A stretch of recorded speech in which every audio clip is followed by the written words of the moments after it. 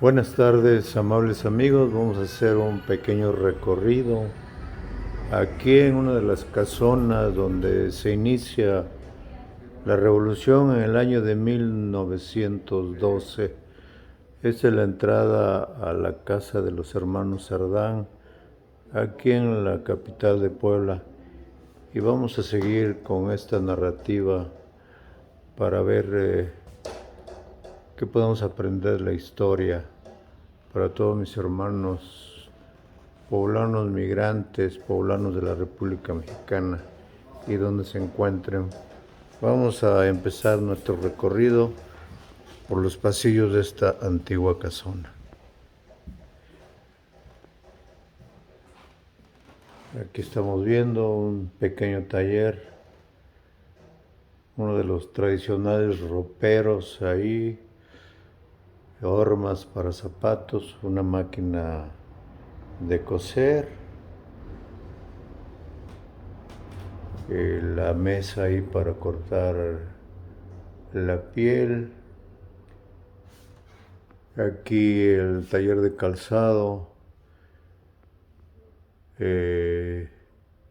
Aquiles Cerdán no fue ajeno a las posibilidades de mejorar económicamente gracias al auge local. Miguel Rosales, primo político de los Cerdán, asegura que de joven Aquiles trabajó para él en su tlapalería El Candado y que años después de esta misma tlapalería le surtía insumos para zapatero. Pues eso es lo que narra aquí la historia en la casa histórica de los hermanos Cerdán. Seguimos. Aquí podemos apreciar el despacho que tenían, un teléfono ahí antiguo, escritorio y una histórica y pues una joya esta máquina de escribir. Aquí me encuentro información, aquí en un letrero pegado a la pared, donde dice que había publicaciones especializadas en las ciencias y el arte como el oriental, fundada en el año de 1902, y el Atoyac, difusor de la cultura literaria poblana. También los había antisindicales como El Orden, Amigo de la Verdad, revista católica que se transformó en diario en el año de 1900. Existían diarios que favorecían el escándalo público y privado, como Las Novedades, fundado en 1906. En 1909 aparecieron en Puebla El Revolucionario, de Ignacio Rascón Reyes, de orientación antigobiernista, y el veterano del líder obrero Pascual Mendoza, quien terminaría traicionando al antirreeleccionismo poblano. Asimismo aparecieron clandestinamente las hojas de la no reelección, dirigidas por Aquiles Cerdán. Eran gratuitas y sus lectores más fieles eran los estudiantes del colegio del Estado, los de la escuela normal y los trabajadores de las fábricas. No tenía un día fijo de aparición. Vamos a seguir informando. Aquí hay una pequeña salita, hay dos sillas, una mesa ahí de centro y las fotografías de los integrantes de la familia Cerdán, como Carmen, Aquiles y otras fotos que están ahí en las paredes. Aquí estamos en el área de las recámaras. Aquí se encuentra otra recámara de este lado, con las camas de aquella época, las camas de latón, un buró ahí con su espejo, una silla. Y por aquí me encuentro una leyenda en la pared donde dice las fotografías testimoniales de la batalla. En la casa muestran a las recámaras conteniendo muebles muy similares a los que sabemos tenían Natalia Cerdán. Las camas de latón, los roperos y guardarropas, los burós y lámparas, así como sillas y espejos, semejan a los mencionados en los bienes heredados por Natalia. Pues es una casona realmente hermosa, bien conservada y ahora museo que pueden visitar aquí en la capital de Puebla. Seguimos nuestro recorrido. Acá se encuentra lo que denominan sala de sacrificio y hay los nombres de Carmen, Aquiles, Máximo y el escudo de la bandera nacional de México, a la memoria de quienes entregaron su vida en la defensa de los ideales que conforman al México contemporáneo, y ahí están los nombres en la pared.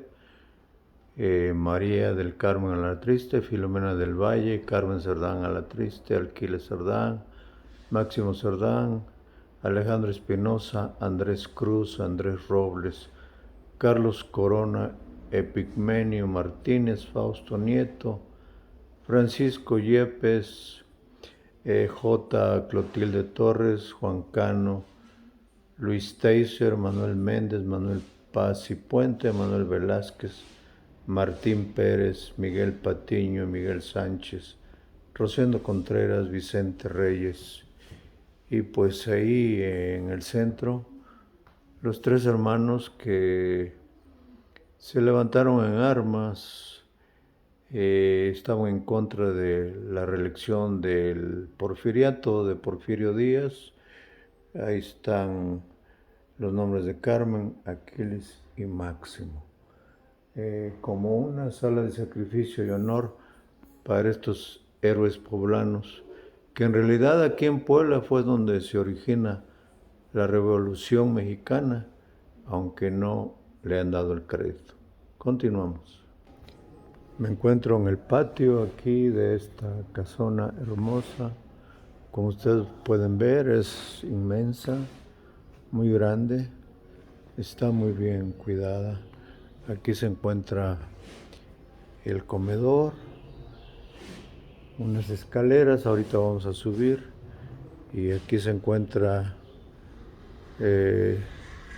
lo que viene siendo pues un homenaje, y su figura, su rostro, su busto, su cara de Aquiles Cerdán Alatriste, que nace un 2 de noviembre del año de 1877 y es asesinado defendiendo su causa de la no reelección el 19 de noviembre de 1910. Seguimos. Ya nos encontramos en la parte de arriba, en el segundo piso, y aquí está la tradicional cocina de aquellos entonces, adornadas con talavera, con sus ollas, que estas ollas son hechas aquí en el barrio de La Luz, cerca de Analco. Realmente son cocinas preciosas. Se encuentra en el fondo lo que viene siendo el baño, un espejo, una ventana, y aquí pareciera que era el lugar donde lavaban la loza, los trastes, pero como podrán ver, esta belleza increíble. Vamos a seguir compartiendo para todos nuestros hermanos migrantes que se encuentran en Estados Unidos Y a los que no son de Puebla, los invitamos a que vengan a conocer lo que es la historia de nuestra Revolución Mexicana y sus orígenes. Aquí Porfirio Díaz, el ascenso al poder, a la muerte del presidente Benito Juárez en el año 1872, 10 años antes de la batalla del 5 de mayo,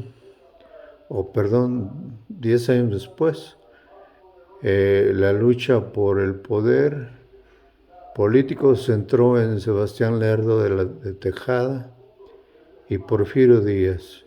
Esta situación prolongó los enfrentamientos armados que se iniciaron cuando México se independizó del Imperio Español y continuaron a lo largo del siglo XIX. El país cayó en un permanente estado de caos, descontento y pobreza que afectó a la mayoría de la población.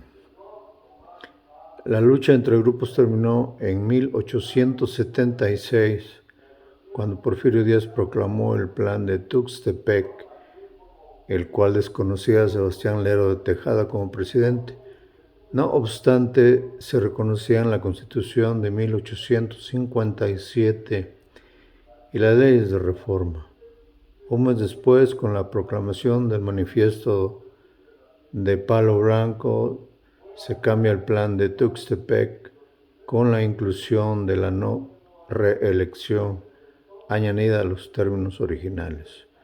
El triunfo del Plan de Tuxtepec llevó a Porfirio Díaz a la presidencia de México. Sin embargo, la no reelección lanzada por él mismo fue desechada durante su gobierno. Pues ahí cómo se maneja la política cuando una vez llegan al poder, ya no quieren dejarlo. El poder pues marea a todos los políticos sin lugar a dudas.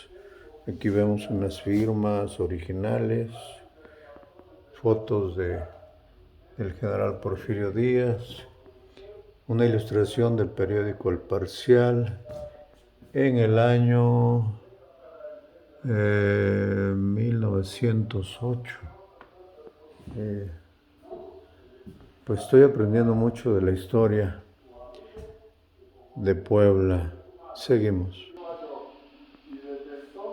nuestro recorrido en esta histórica casona donde fueron sacrificados los hermanos Cerdán por oponerse al gobierno de Porfirio Díaz y su voraz deseo de seguir gobernando.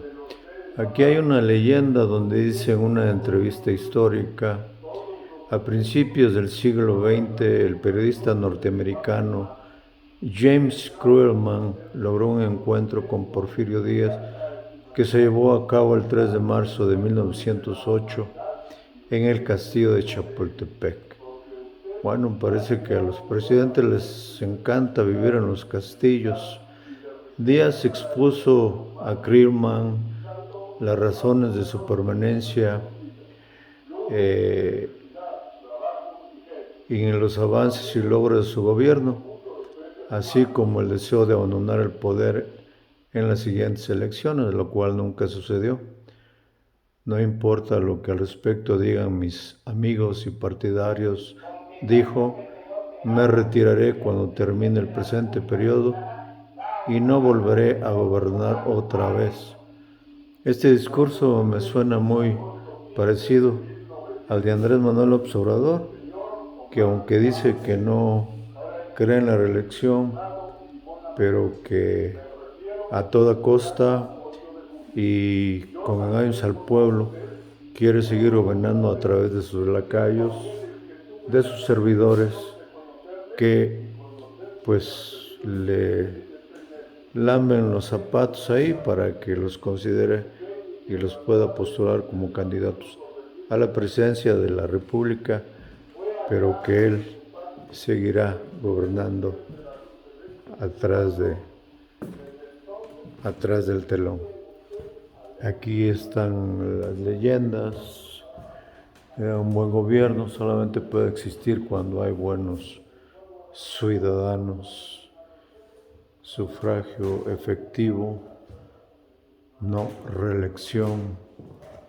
Si no hay justicia para el pueblo, que no haya paz para el gobierno. Un dicho de Emiliano Zapata: nadie hace bien lo que no sabe, por consiguiente nunca se hará república con gente ignorante y sea cual fuera el plan que se adopte. Pancho Villa.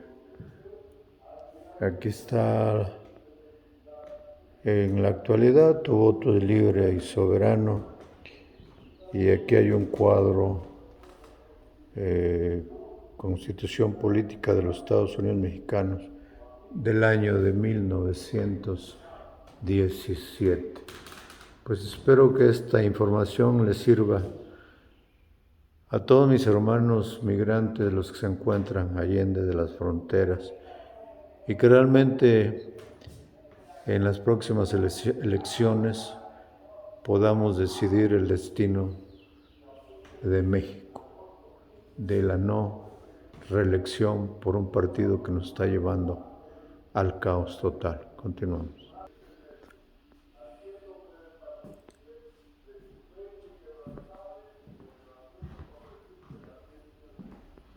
Realmente enorme esta casona, ubicada aquí en la capital de Puebla, en el centro histórico. Y ahí las armas que se usaban durante la Revolución Mexicana, una verdadera colección, antiguas. Aquí vamos a tratar de darles un poquito de información. El acopio de armas: en octubre de 1910, Francisco I. Madero firmó el Plan de San Luis, que señalaba a la rebelión armada como única opción para hacer respetar el resultado de la elección presidencial. En este manifiesto se designaba la noche del domingo 20 de noviembre para que a partir de las 6 de la tarde todas las poblaciones de la República se levanten en armas. El objetivo implicaba que para este día debía estar armado, asunto que parecía improbable. En el caso de Puebla, los antireeleccionistas compraron y acopiaron armas desde el inicio de este año, que son las que ven ustedes acá. En una carta atribuida a Manuel Velázquez, uno de los antireeleccionistas poblanos, relata la compra de armas en la Ciudad de México y su envío a Puebla a través del Express de Wells Fargo. Esta operación la coordinaba Máximo Cerdán. En el cateo que se efectuó en la casa de su familia, de la familia Cerdán, después de la batalla del 18 de noviembre, la policía encontró una gran cantidad de armas y pertrechos de guerra. Lo asombroso fue que el acopio se hizo con tal sigilo que ninguno de los inquilinos que habitaban la casa se dio cuenta de ello, según lo testificaron días después. Sí, hay los rifles de aquella época, nada parecidos a los R-15 o a los AR-15 que actualmente se usan en las matazones de gente inocente en el país vecino del norte. Continuamos. Seguimos recorriendo esta casona con murales impresionantes que marcan y detallan la historia de cómo se fue formando nuestro país, el país que ahora tenemos. Ahí se encuentran pedazos de periódico, segmentos titulares, los sangrientos sucesos de Puebla,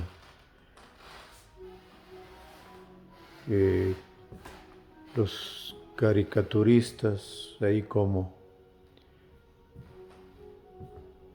detallan cómo quedó el mayor Fregoso tendido ahí, la muerte de Máximo Cerdán, en el patio cómo se ven los muertos, las horas crueles que se vivieron. Carmen Cerdán desde las alturas convidaba al pueblo a la rebelión. El jefe político mandó hacer un alto al fuego. Y ahí todos los detalles que relatan las vidas que tuvieron que ofrendar estos valientes héroes de la historia para vivir en un México mejor, en un México democrático, donde actualmente se simula el ejercicio libre de la expresión de cada individuo. Al fondo tenemos un fondito musical ahí de la Adelita, o no sé qué canción será, y creo que es la Adelita. Ahí vemos un espejo y los impactos que se pueden apreciar de las balas. Se ven cuatro impactos, 5 impactos, y en las paredes infinidad de ellos, donde pues se ve que hubo una ofensiva mortal en contra de estos héroes que nos dieron un México mejor. Aquí se encuentra una bandera del 10 de febrero del año de 1932. Y aquí hay programas donde se le honraba y donde pues actualmente se ha perdido mucho de la historia y de todas aquellas clases que nos daban para respetarla, esas clases cívicas que aprendimos en la primaria. Vamos a seguir. Aquí se encuentra un mural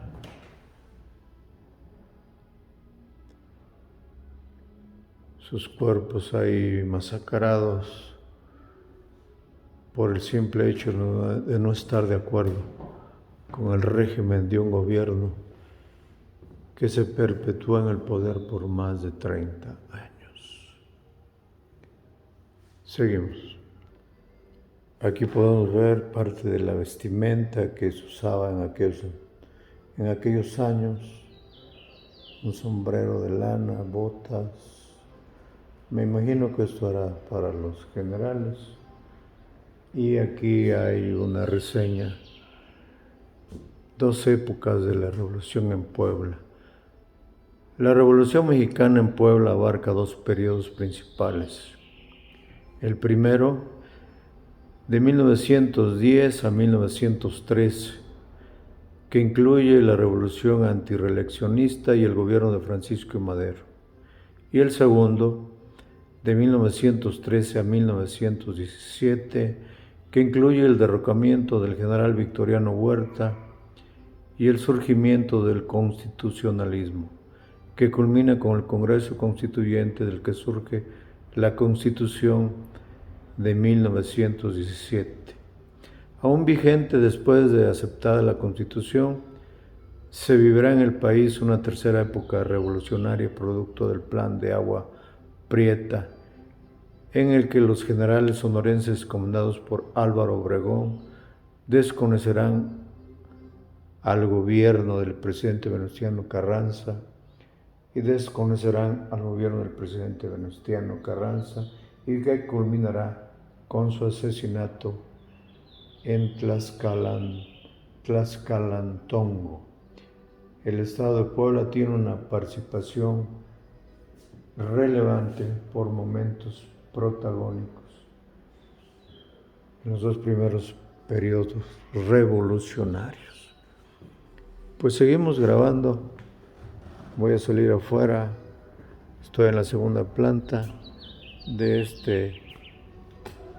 hermosa casona que se mantiene de manera impecable, limpia, presentable para todos los que quieran visitar esta hermosa casona que guarda tantos recuerdos del inicio de la revolución.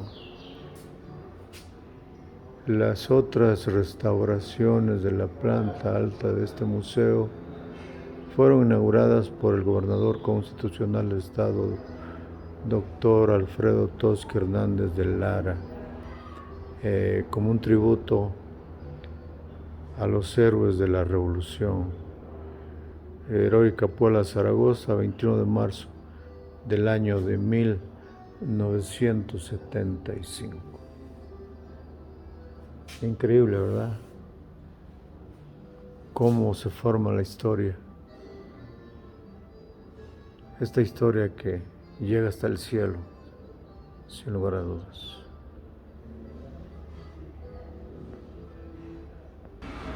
Ya me encuentro en la parte baja. Aquí se encuentran los bustos de los héroes.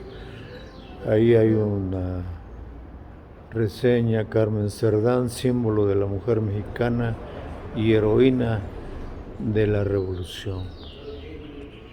Y aquí los bustos de todos ellos que ofrecieron su vida para que nosotros tuviéramos paz y libertad.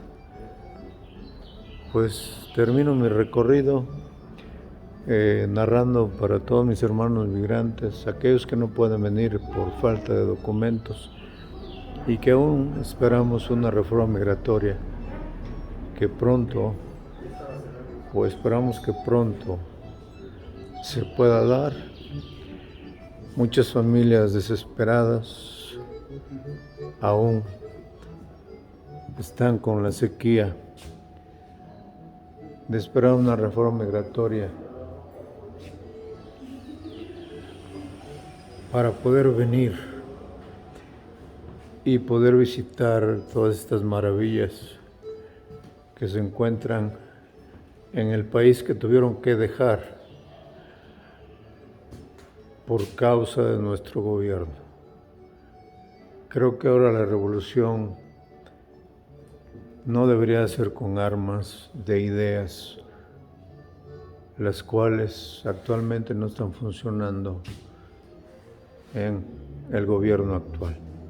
Les mando un saludo a mis hermanos, hasta el extranjero, hasta donde se encuentre un poblano, de parte de su amigo y servidor, Carlos Orea, un migrante soñador. Hemos terminado. Aquí está la casa de los hermanos Cerdán, ubicada en la 6 Oriente, número 206, antigua portería de Santa Clara, número 4. Saludos, hermanos.